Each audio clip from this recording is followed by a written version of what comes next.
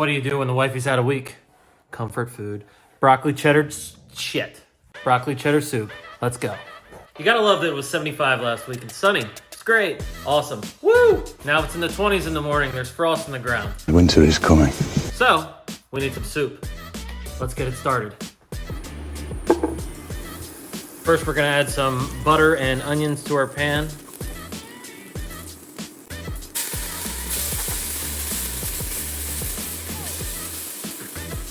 We're gonna brown those onions up and then add some more butter. More butter. And some flour to make a roux. Like my dog.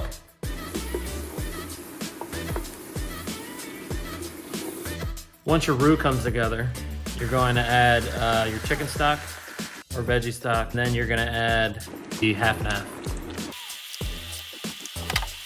Then we're gonna stir this up. Once it starts to thicken, we wanna actually use a whisk with this. That way you beat up any lumps so that everything's smooth and just thick. Once that's came to a homogeneous mixture, we're going to add our broccoli and our carrots.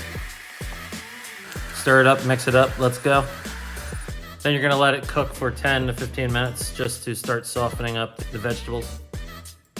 Then we're gonna add our salt, paprika, ground mustard, and black pepper.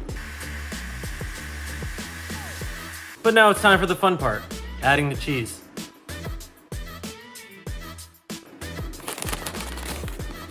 Yes, I realize that I could have shredded it myself, and I'll probably hear it from somebody.